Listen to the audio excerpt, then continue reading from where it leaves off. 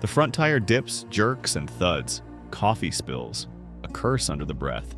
Another crater in the same stretch of road that's been patched so many times it looks like a quilt of failure. People don't even flinch anymore. They just swerve, brake, absorb the blow, and keep moving, like it's normal to navigate war zone terrain on the way to a grocery store. A man in his 60s stands at the edge of the road with a can of cold patch asphalt. His reflective vest isn't government issued. He's not being paid. He just got tired of waiting, tired of reporting the same hole through the same broken system. A neighbor films him with a phone. The video goes viral. Comments pour in, not because it's rare, but because it's familiar. In another city, a school ceiling collapses during the night. No one is hurt, but the pictures make the rounds. Exposed rebar, water damage, mold creeping along the beams. The district blames budget gaps. The parents blame incompetence. The officials promise a review. Everyone moves on. Meanwhile, the screens are full of different images. Aircraft carriers slicing through distant oceans. Smart bombs turning targets to dust. Presidents standing tall behind podiums flanked by flags and generals, delivering speeches about strength, resolve, and global responsibility. But something doesn't line up. Bridges are failing. Water is toxic. Power grids are fragile. And yet, every year the money flows outward like a river that never runs dry. Billions to fight wars people barely understand, in places they can't find on a map. While back home, traffic signs rust and buses break down in the heat. People shake their heads and laugh, not because it's funny, because it's absurd, because they've learned that this is just how things are now. You pay your taxes, dodge the potholes, and hope the pipes don't burst this winter. You don't ask too many questions, you already know the answer. But what kind of empire can navigate space and precision strike bunkers 7,000 miles away, yet can't keep a sidewalk flat? That's the tension. That's the joke, if you can still laugh. You don't need a think tank to see the cracks. They're in the roads, the schools, the hospitals. They're in the lead-tainted water and the outdated power grids that buckle under snowstorms or heat waves. They're in the waiting lines, the broken elevators, the flickering lights in public housing. This isn't hidden, it's routine. And yet, watch the headlines. The money is there. Always. For warships, for overseas bases, for security partnerships with governments whose human rights records wouldn't survive a high school debate team. Congress will bicker over food stamps, but pass billion-dollar arms packages in the same breath. There's never not enough funding when the mission is projection, just when it's maintenance. So what's really going on? This isn't just about potholes. It's not about roads or pipes or buildings. It's about a contradiction. The United States still speaks the language of dominance, of strength, of leadership, of being the world's protector. But at home, the foundation is rotting. The image of a well-oiled machine is breaking down at the curb, leaking oil into the storm drain. There's a deeper question here. How did a country that can launch drones from desert bunkers halfway across the planet end up outsourcing road repair to elderly volunteers with Home Depot buckets? That's not policy failure, that's identity confusion. We call ourselves advanced. We build tech that spies from space. But the bathroom in the local courthouse hasn't had hot water in years. We vote for leaders who promise greatness. But greatness apparently doesn't include keeping public transit from catching fire. So ask yourself, what happens when a nation builds an identity around abstract missions, but neglects the physical ground beneath its people? What does that say about who we are, or what we've chosen to become? This isn't just dysfunction, it's a message. And if the empire can't fix a pothole, maybe it's not an empire anymore. Maybe it's just a performance. Before we go further, a few terms need to be made clear. Not in theory, but in the way they operate in this conversation. Infrastructure. This isn't just roads and bridges. It includes everything that holds a society together on the ground. Water systems, power grids, public transit, broadband, public schools, public hospitals, and government buildings. These aren't symbols. They're the physical services people rely on to survive, move, learn, and live. Empire, this isn't a formal title, it's a behavior. An empire is a system that projects power beyond its own borders. It expands influence through military force, economic pressure, or cultural dominance. It doesn't need to conquer territory to function, it just needs to shape the world in its own image and punish anything that resists. Neglect. Not the same as failure. Neglect is what happens when something is knowingly abandoned, when those in charge have the means but not the will. It's not a lack of ability, it's a choice, sometimes conscious, sometimes built into the system, but always real.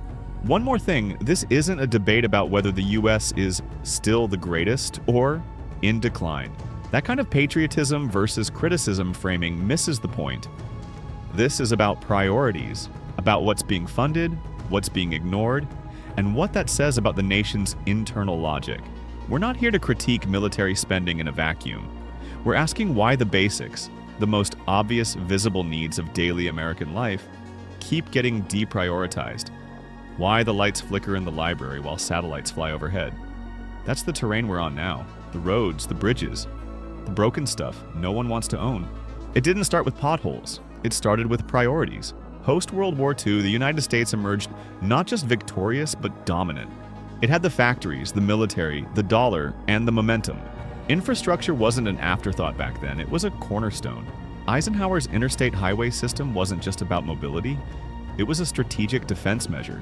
Roads weren't just for civilians. They were for tanks, troop movements, and economic expansion.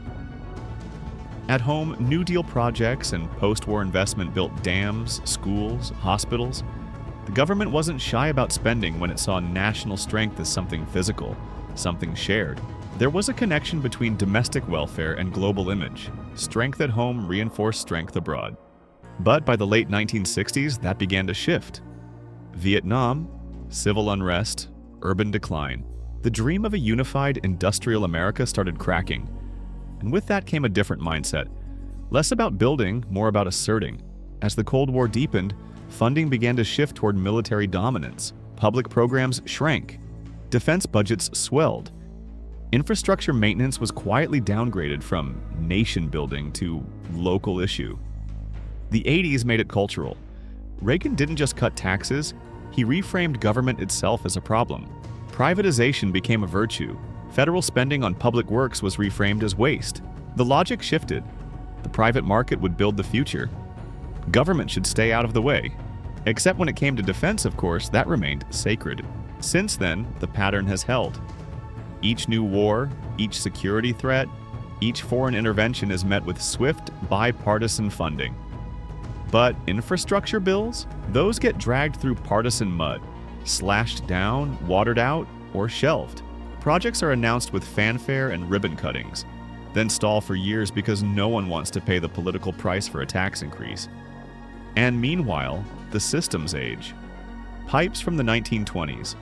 Bridges rated structurally deficient decade after decade.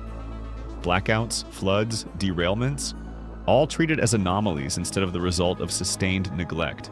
The irony is clear. The same country that could rebuild Berlin and Tokyo now struggles to maintain a subway line in New York. The same government that launched GPS can't guarantee clean drinking water in Flint. And that's not because the technology is lacking. It's because the will has shifted. The American empire, once grounded in both force and function, began to prioritize projection over upkeep. War became synonymous with leadership. Maintenance became someone else's problem. That was the turn. And we're still living in its aftermath. Start with Maslow. At the base, food, water, shelter, safety. Without these, nothing else matters. No one dreams big when the roof leaks. No one reaches self-actualization when the water smells like metal. These aren't luxuries. They're prerequisites for sanity, stability, and trust in a system. But somewhere along the way, the national focus drifted. The narrative became about missions, not maintenance. Glory over grounding. Security framed as foreign operations, not safe neighborhoods or reliable utilities. Leaders spoke in terms of greatness, not repair. Meanwhile, the physical world, the one Americans actually live in, got left behind. This is more than policy. It's psychological. People need to feel that the ground they walk on is stable, that their homes won't collapse, that their kids' schools won't flood. These needs aren't abstract, they're visceral. When ignored, they don't just cause frustration. They create a slow erosion of trust, first in institutions, then in each other. And when those basic needs are unmet, the rest of the pyramid crumbles. Community weakens, mental health spirals, civic engagement fades, people stop caring. Or worse, they lash out, not because they're irrational, but because their foundations have been cracked for years.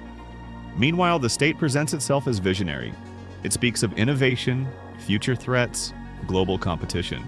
It asks its citizens to support wars for freedom abroad while ignoring the mold in their apartment ceiling. It praises sacrifice while refusing to fund heating in winter.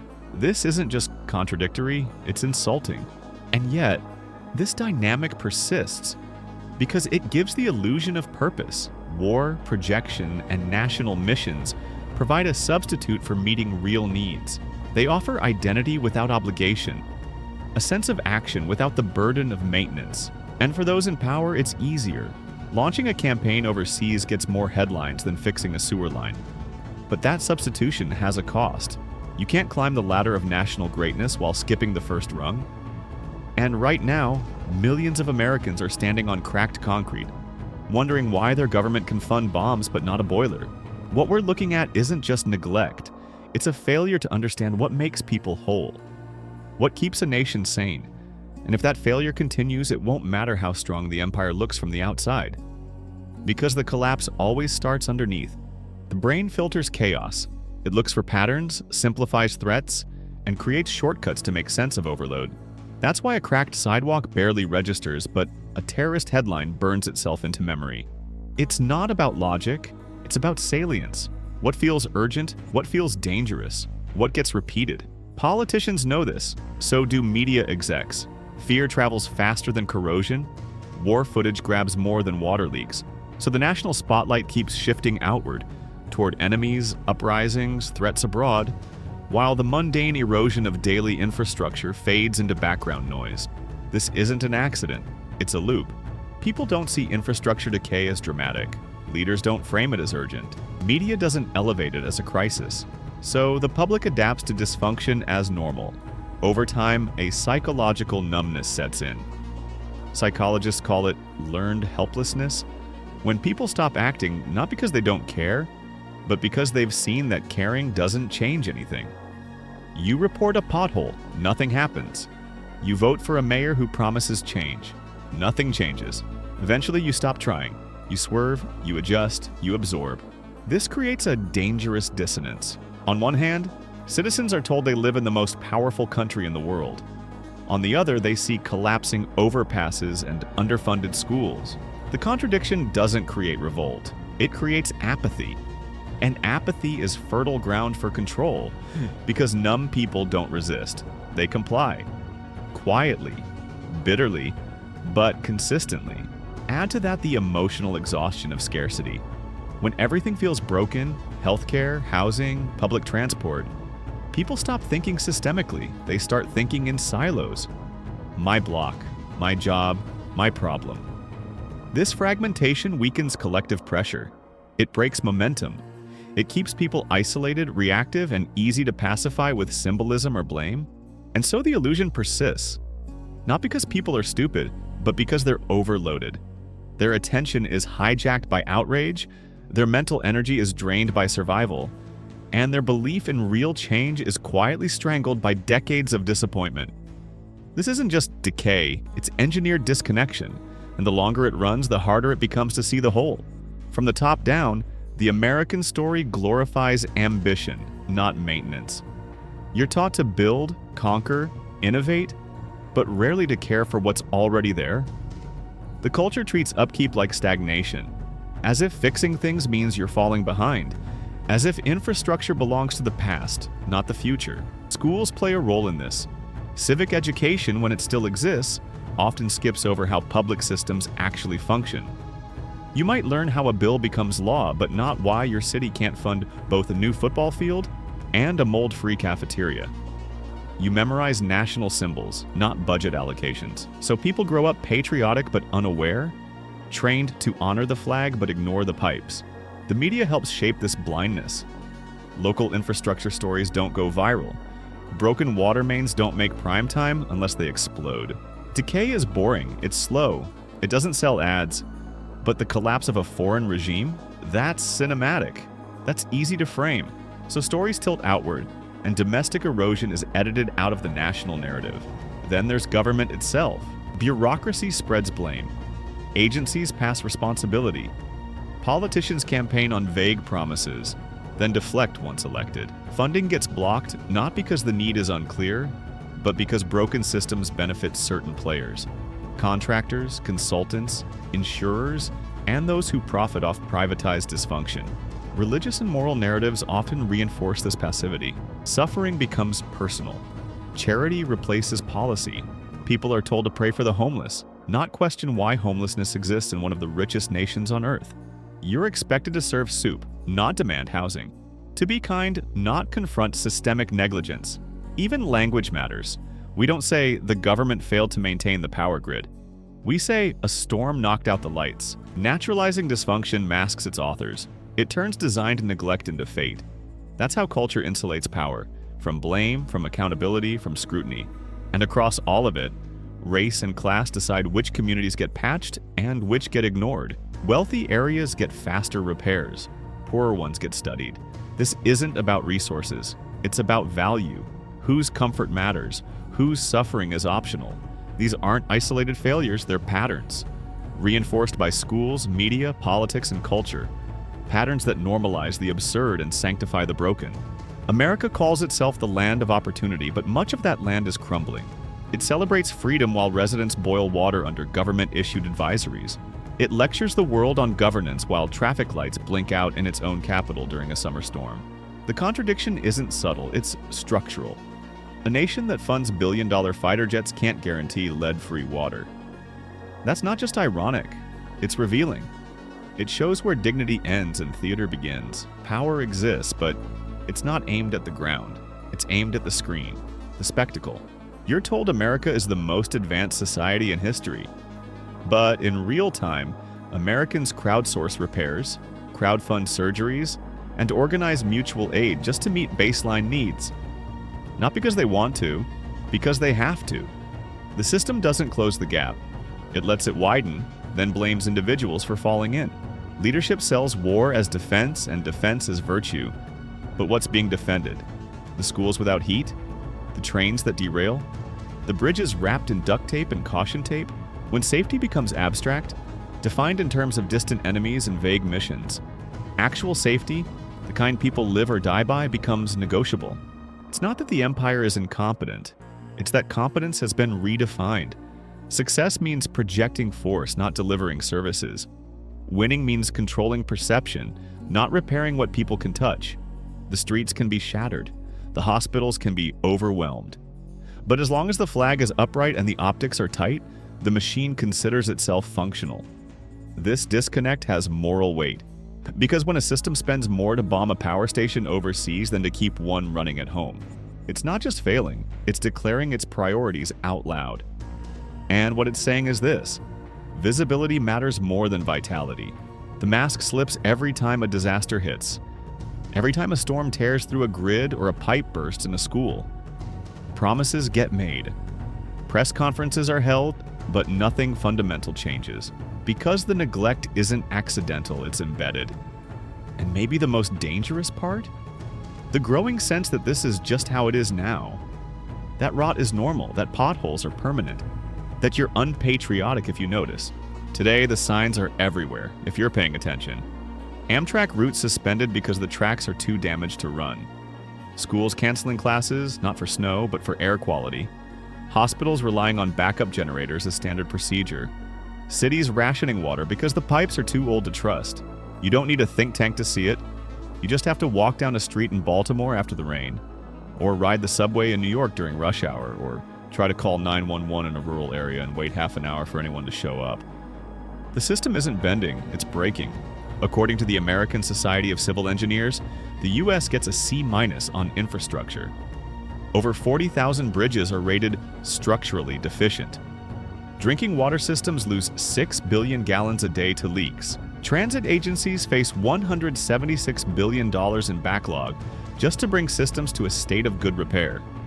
These aren't projections, they're present tense. Meanwhile, the federal defense budget in 2024 surpassed $850 billion. That's over $2 billion a day. And yet, in Jackson, Mississippi, residents were told to shower with their mouths closed because the water wasn't safe to swallow. In East Palestine, Ohio, it took days to get a straight answer about chemical exposure after a train derailment. These aren't flukes, they're patterns. And the psychological toll is growing. People don't just feel neglected, they feel gaslit. told they live in the most advanced country on Earth, but left to navigate collapsing roads and intermittent internet. Told they're lucky while watching public services decay. The disconnect creates fatigue, resignation, quiet fury with nowhere to go. This is what empire looks like when it turns inward and finds emptiness. Not ruins in the desert, but flickering lights in the library. Rust at the edges of daily life. A place that feels held together by habit, not design. And if this trajectory continues, if maintenance remains optional and foreign, projection stays sacred, the consequences won't be theoretical. They'll be structural, physical, personal. Because eventually the cracks stop being symbolic. They start caving in the floor. You won't fix a crumbling empire with a phone call. But that's not the point.